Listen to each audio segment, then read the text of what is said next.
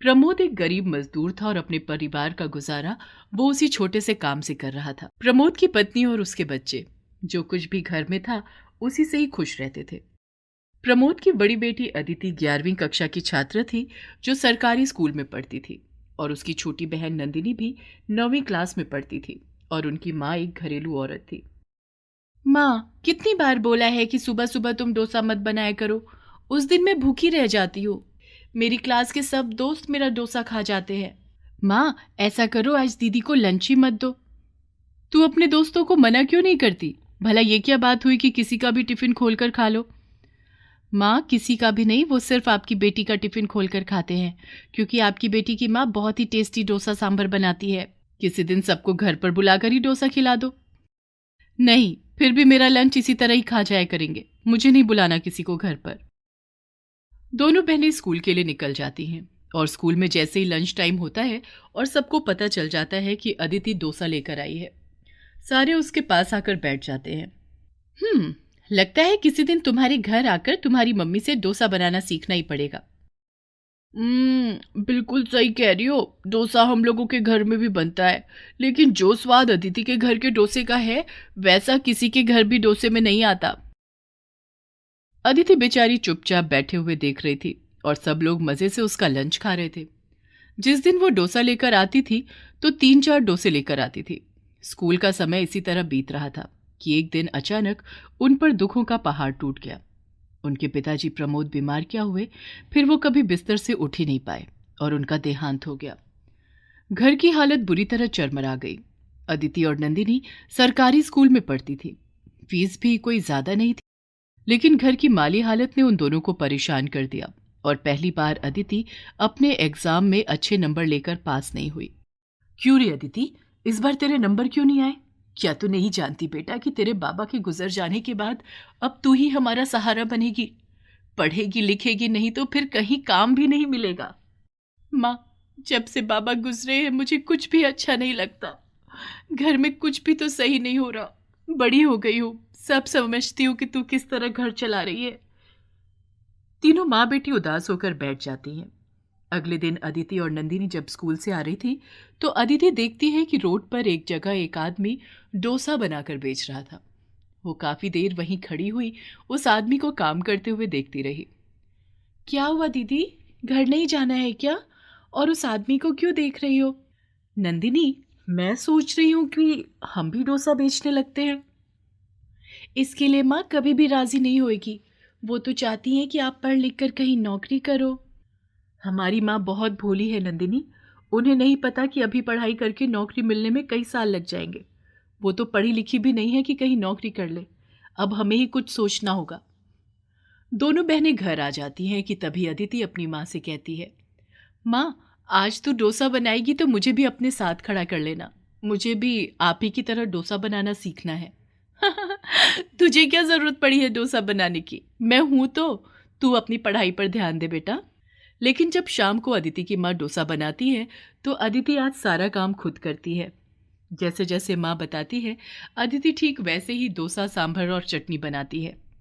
जब वो खाने के लिए बैठते हैं, वाह दीदी, आपने तो माँ से भी अच्छा डोसा बनाया है। हाँ हाँ नंदिनी, बिल्कुल सही कह रही है अदिति, सच में तुमने बहुत अच्छा डोसा बनाया है। माँ, मैं तुझसे वादा करती हूँ कि मैं अपनी 12वीं क्लास में बहुत अच्छे नंबर लेकर आऊंगी, लेकिन अगर मैं तुझसे कुछ मांगूं तो क्या तू मुझे देगी? क्या चाहिए बेटी तुझे? माँ, हम दोनों स्कूल से 2 बजे आ जाते हैं। मैं चाहती हूँ कि शाम के समय में डोसा बेचने का काम करूँ, जिससे घर में आमदनी का जरिया बने और हम लोगों के हालात भी अच्छे हो पाए। ये सुनकर अदिति की माँ थोड़ा उदास हो जाती है। बहुत अच्छी बात है बेटा कि तू घर परिवार के बारे में इतना सब कुछ सोच रही है, लेकिन तुझे पता है ना, तेरे बाबा चाहते थे कि तू पढ़ लिख कर नौकरी करे। माँ, समय एक सा तो नहीं रहता है ना। बाबा जिंदा होते तो ये ख्याल भी मेरे मन में नहीं आता। नंदिनी भी अदिति का साथ देती है और अदिति की माँ इस बात के लिए राजी हो जाती है। अदिति की माँ इधर उधर से पैसे करके अदिति के लिए एक छोटा सा डोसा कॉर्नर खुलवा देती है। स्कूल से घर आने के बाद अदिति अपने डोसा बनाने का सारा सामान लेकर अपने कॉर्नर पर पहुंच जाती और डोसा बनाकर बेचने लगी। दीदी, आप अकेले मेहनत क्यों कर रहे हो? मैं और माँ भी तो आपके साथ काम कर सकते हैं। जानती हूँ नंदिनी, लेकिन मैं चाहती हूँ कि तुम बाबा का सपना पूरा करो, और मैं माँ से काम नहीं करवाना चाहती। उन्हें घर से बाहर जाकर काम करने की बिल्कुल भी आदत नहीं है, और फिर वो घर का काम करते हुए अच्छी लगती है। मैं नहीं चाहती कि उन्हें कोई तकलीफ हो।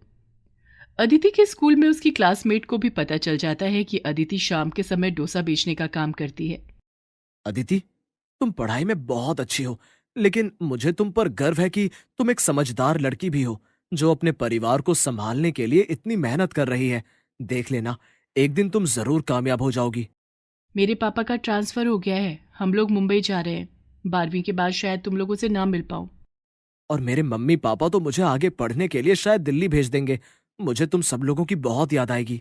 कोई बात नहीं दोस्तों, मन छोटा करने की जरूरत नहीं है। मैं तुम्हें हमेशा यहीं मिलूंगी। जब कभी तुम्हारा यहाँ आना हो तो मेरे पास जरूर आना। सब लोग गले मिलते हैं और उसके बाद अपने पेपर देने के बाद सब लोग अलग अलग जगह पर चले जाते हैं। अदिति अपने आगे की पढ़ाई नहीं करती और वो सुबह से शाम तक डोसा बेचने का काम करती है। अदिति का डोसा धीरे धीरे सब जगह फेमस हो जाता है और उसके पास लोगों की काफी भीड़ लगने लगी। कभी कभी वो अपने काम में बड़ा उतार चढ़ाव देखती। 4 साल हो चुके थे। लोगों ने अलग अलग तरह के डोसे बनाने शुरू कर दिए थे और अदिति आज भी पारंपरिक तरीके से डोसा बनाती थी। कितनी गलत बात है। डोसा तो डोसा होता है। बचपन से डोसे में आलू प्याज पनीर ही देखते हुए आई हूँ, और आजकल तो ना जाने लोगों ने डोसे का क्या बना दिया है। कभी उसमें पिज्जा का सॉस डाल देते हैं तो कभी चॉकलेट वाला डोसा। तो तुम भी वो सब बनाकर बेचो ना दीदी। कभी कभी मैं सोचती हूँ कि मैं तो बस प्लेन डोसा, आलू डोसा, प्याज डोसा और पनीर डोसा ही बनाती हूँ। ये chowmein dosa, pizza dosa, chocolate dosa, ये हमारा कल्चर नहीं है। तूने बिल्कुल सही कहा बेटा। माना कि तेरे पास तेरे बंधे बंधाए कस्टमर हैं, लेकिन तू कभी भी भेड़ चाल का हिस्सा मत बनना। तुम्हारी पहचान इन्हीं चीजों से है और हमेशा इन्हीं चीजों को बनाना। अदिति बहुत ही स्वादिष्ट डोसा बनाती थी, इसलिए उसके पास पूरा दिन लोगों की आवाजाही बनी रहती थी। एक दिन एक बड़ी सी चमचमाती गाड़ी अदिति के स्टॉल के पास आकर रुकती है। उसमें से एक रौबदार आदमी और एक औरत अदिति के पास आते हैं। तुम्हारा नाम अदिति है? जी, मेरा नाम ही अदिति है। मेरा नाम महेश्वर है। मेरी बेटी की शादी है और उसने खास तौर पर मुझे तुम्हारे पास भेजा है, क्योंकि वो चाहती है कि शादी के मेन्यू में तुम्हारे हाथों का डोसा हो। तुम शादी में डोसा बनाने का क्या चार्ज करती हो? ये सुनकर अदिति हैरान हो जाती है, क्योंकि वो आज तक किसी भी शादी पार्टी में डोसा बनाने के लिए नहीं गई थी। ये उसका पहला मौका था जिसे वो खोना नहीं चाहती थी। मन ही मन वो जल्दी जल्दी हिसाब किताब लगाती है। ये 2000 एडवांस लो और 3 शादी खत्म होने के बाद तुम्हें मिल जाएंगे। ये शादी का कार्ड है और इसमें एक पर्ची है जिसमें सारी डिटेल्स लिखी हुई हैं। समय से आ जाना। हाँ। उन लोगों के जाने के बाद अदिति बहुत खुश होती है। शाम को काम खत्म करने के बाद जब वो घर आती है तो नंदिनी और अपनी माँ को भी ये खुशखबरी देती है। माँ, मुझे पहली बार किसी शादी का ऑर्डर मिला है, इसलिए मैं नंदिनी को अपने साथ लेकर जाऊंगी। हाँ हाँ दीदी, मैं आपके साथ चलने के लिए तैयार हूँ। इसी बहाने मुझे भी अमीर लोगों की शादी देखने का मौका भी मिलेगा। अदिति नंदिनी शादी वाले दिन जाकर वहां पर डोसा लगाते हैं। जो भी नंदिनी के स्टॉल पर आकर डोसा खाता, वो दूसरी पारी डोसा लेने जरूर आ रहा था।